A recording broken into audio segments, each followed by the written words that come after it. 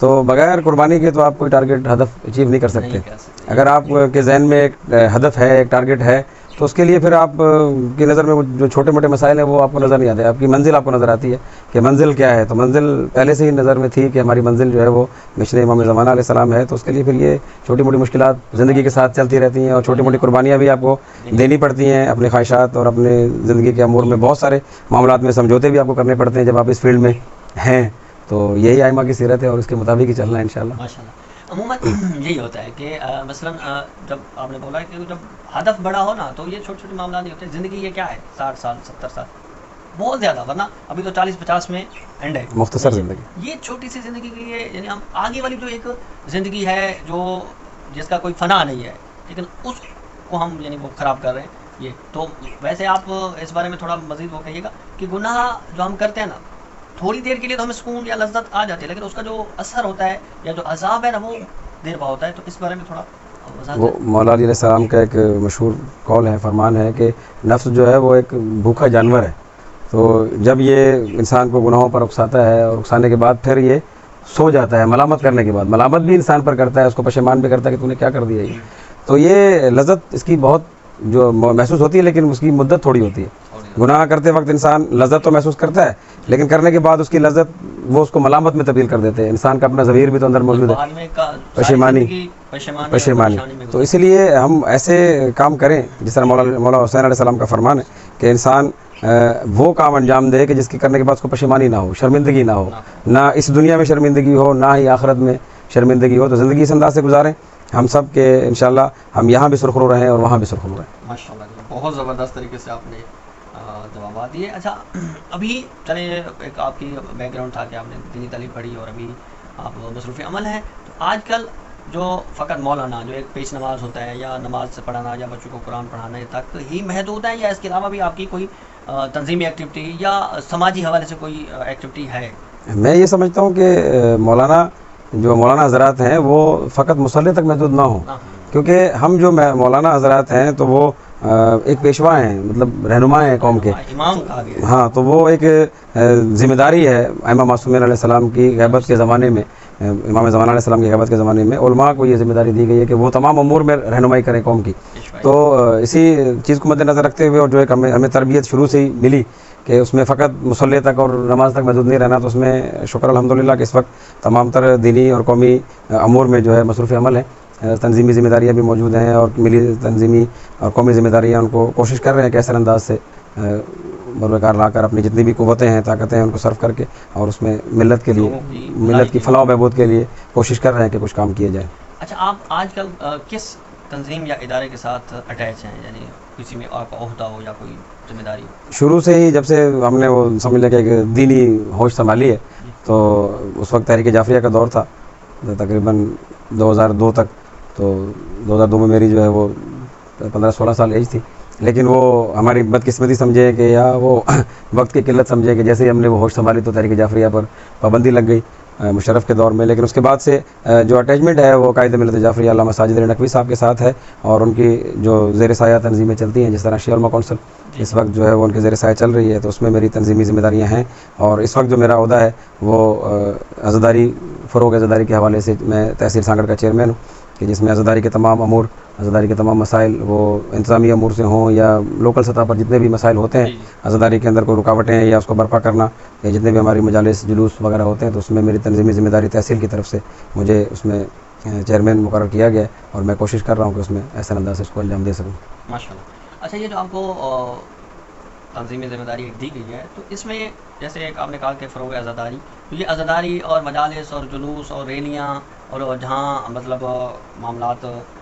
جن جگہوں پہ روڈ کا مسئلہ ہوتا ہے یا جن جگہوں پہ مجالس کا مسئلہ ہوتا ہے نہیں انتظامی حوالے سے نہیں کرنے دے رہے ہوتے, ان میں بھی آپ ہیلپ کرتے ہیں یا فقط اس جگہ؟ نہیں, پورے تحصیل میں جہاں بھی انتظامی امور ہوتے ہیں خاص طور پہ مطلب جتنے بھی مسائل عزاداری کے اندر درپیش آتے ہیں چاہے وہ انتظامیہ کی طرف سے ہوں یا وہ مخالفین کی طرف سے ہوں, تو جہاں بھی ہمیں معلومات ملتی ہیں یا روابط ہوتے ہیں تو وہاں ہم کوشش کرتے ہیں کہ پہنچ کر اس کو اثر انداز میں انتظامیہ کے ساتھ بھی رابطے کر اور لوکل سطح پر, کیونکہ تقریباً سب لوگ مخالف نہیں ہوتے, کچھ لوگ ایسے بھی ہوتے ہیں کہ جو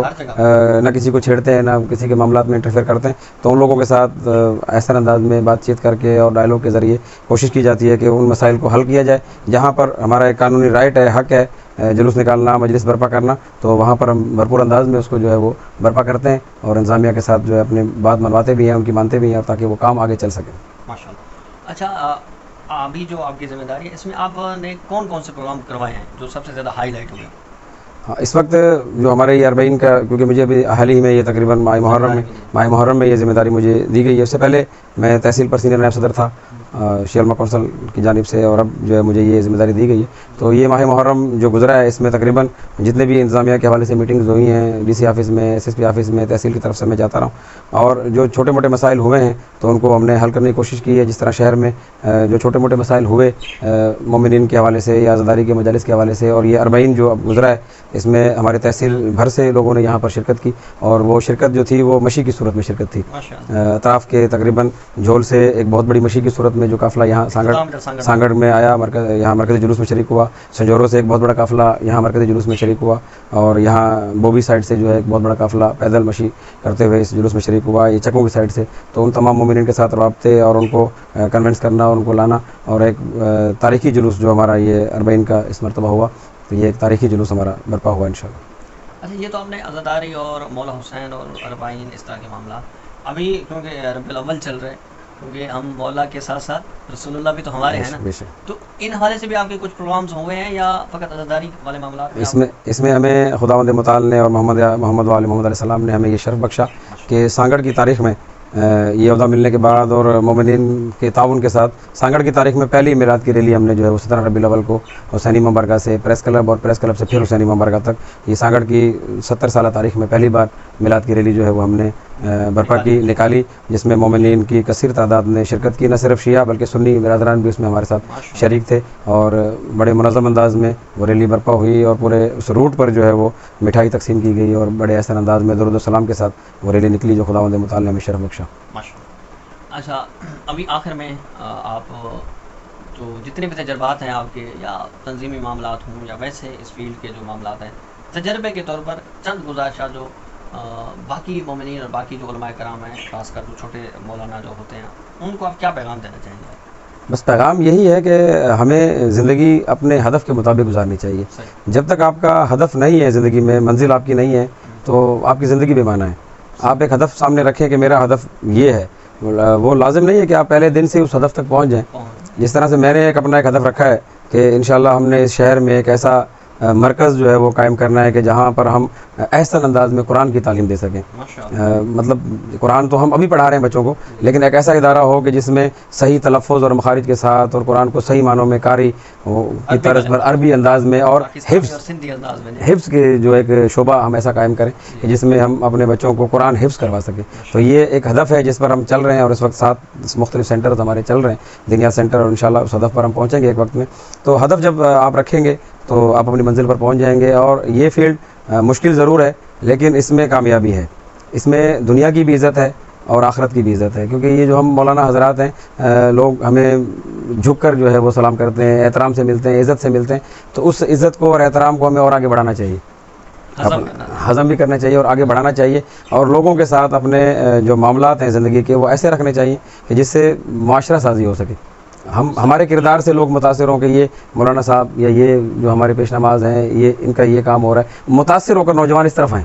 ہے نا کہ ہم مولانا حضرات لوگوں کے سامنے وہ ہائے دعائیں شروع کر دیں کہ جی بہت سخت فیلڈ ہے, بہت مشکل فیلڈ ہے, روٹی نہیں ملتی اور یہ نہیں ہوتا. تو وہ جو نوجوان ایک آنا چاہتا ہے دین کی طرف یا اس فیلڈ کی طرف, اس کا دل ٹوٹ جاتا ہے, وہ پھر کسی اور شعبے کی طرف چلا جاتا ہے, سرکاری نوکری کی طرف چلا جاتا ہے, اس طرف نہیں آتا. تو ہمیں حوصلہ افزائی کرنی چاہیے اور اپنے حوصلوں کو بلند رکھنا چاہیے. حالات جیسے بھی ہوں, معاملات جیسے بھی ہوں, جب ایک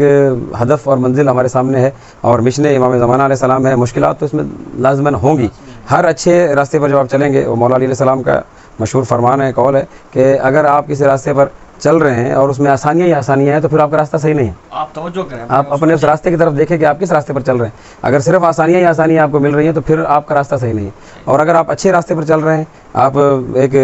صحیح راستے کی طرف جا رہے ہیں, صراط مستقیم پر چل رہے ہیں, تو مشکلات تو آئیں گی, اور ان مشکلات کو آپ نے برداشت بھی کرنا ہے, فیس بھی کرنا ہے, ان کو ساتھ لے کر بھی چلنا ہے, اور اپنے حوصلوں کو بلند رکھنا ہے. جب آپ حوصلے بلند رکھیں گے تو پھر دوسرے کو بھی آپ کے ہمیں دیکھ کر حوصلہ ملے گا اور وہ متاثر ہو کر اس فیلڈ میں آئے گا. ہمیں لوگوں کے لیے راستہ کھولنا چاہیے, نہ کہ راستہ بند کریں. بس یہی